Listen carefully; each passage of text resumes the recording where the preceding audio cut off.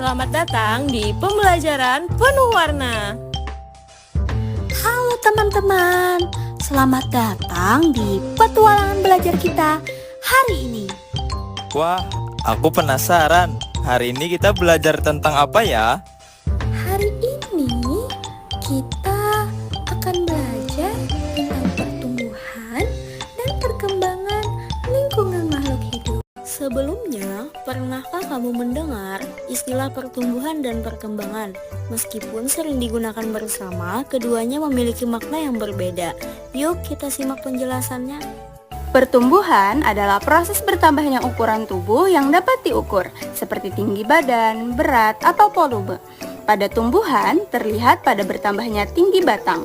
Pada hewan terlihat dengan bertambahnya ukuran tubuh, dan pada manusia terlihat pada bertambahnya tinggi dan berat tubuh. Proses ini bersifat tidak dapat kembali ke kondisi semula. Perkembangan adalah perubahan menuju kedewasaan yang bersifat kualitatif. Ini mencakup pematangan fungsi organ, pematangan alat reproduksi, dan kemampuan tubuh pada manusia dan hewan, serta munculnya bunga dan buah pada tanaman. Coba tebak, apa yang bisa bernafas, tumbuh, bergerak, dan berkembang biak? Ya, makhluk hidup. Mereka juga makan dan merespon lingkungan. Kalian tahu nggak? Manusia juga tumbuh dan berkembang loh. Manusia tumbuh dan berkembang dalam beberapa tahapan. Tahapan yang pertama pada masa bayi. Masa bayi dimulai dari umur 0 sampai 1 tahun. Masa ini memiliki pertumbuhan yang sangat cepat dan perkembangan mulai bisa melihat, mendengar, mengoceh, dan belajar merangkak. Setelah masa bayi, manusia akan mengalami masa balita.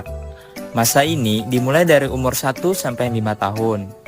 Balita sudah mulai bisa berjalan, berbicara, dan menunjukkan emosi. Perkembangan sosial dan motoriknya juga sudah mulai terbentuk. Selanjutnya yaitu pada masa anak-anak.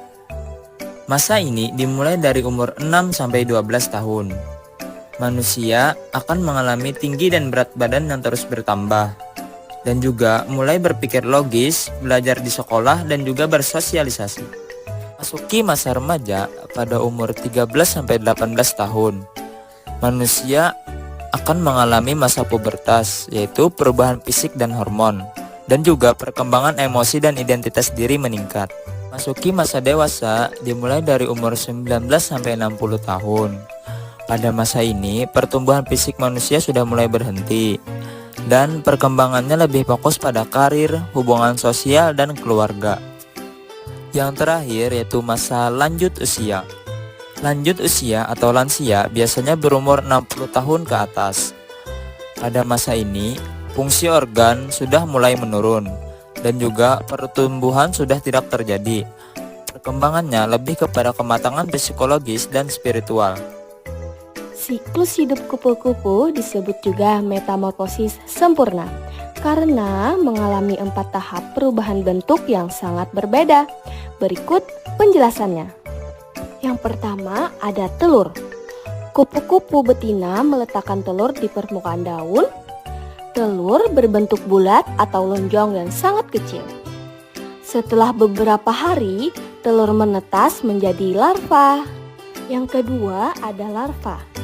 Tahap ini disebut larva atau ulat. Ulat sangat rakus dan terus makan daun untuk tumbuh besar. Ulat mengalami molting atau ganti kulit beberapa kali karena tumbuhnya membesar. Yang ketiga ada pupa. Pupa juga disebut sebagai kepompong. Setelah cukup besar, ulat berubah menjadi kepompong. Kepompong tidak makan dan tampak diam. Tetapi di dalamnya terjadi proses perubahan bentuk, yaitu metamorfosis. Tahap ini bisa berlangsung beberapa hari hingga minggu. Yang keempat ada imago, yaitu kupu-kupu dewasa. Dari kepompong keluar, kupu-kupu dewasa dengan sayap yang indah. Setelah sayapnya mengering, kupu-kupu mulai terbang dan mencari pasangan. Kupu-kupu dewasa akan bertelur dan siklus ini dimulai kembali. Selanjutnya, kita akan membahas apa sih itu tanaman sehat? Tanaman sehat adalah tanaman yang tumbuh dengan baik, daunnya hijau, batangnya kuat, dan tidak layu ataupun rusak.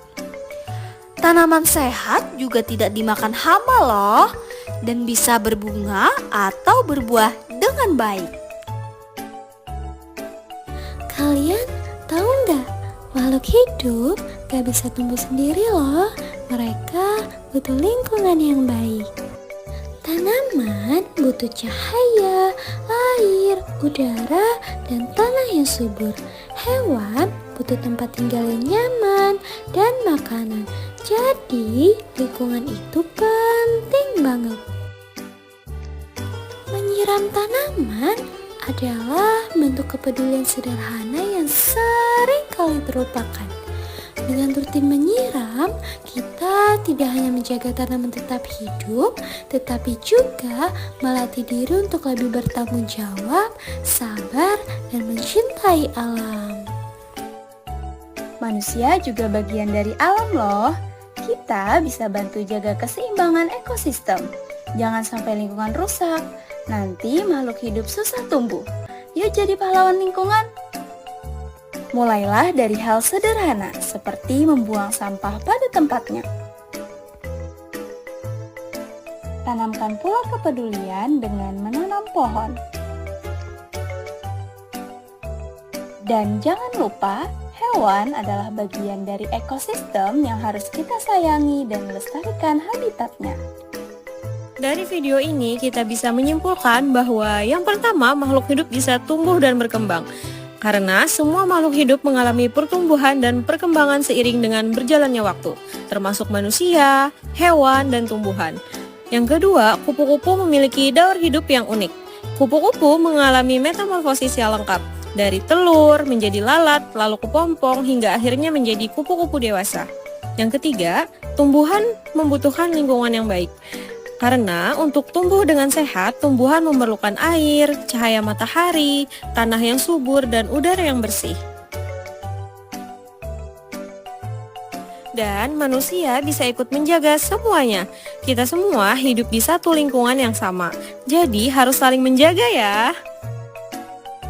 Nah, setelah menonton video ini, apa pelajaran yang paling berkesan untukmu? Yuk ceritakan dengan temanmu agar bisa menjadi inspirasi untuk mereka. Hore, kita sudah sampai di akhir video pembelajaran hari ini. Terima kasih ya teman-teman sudah belajar bersama kami. Semoga kalian semua makin semangat belajar dan bisa memahami materi dengan baik ya.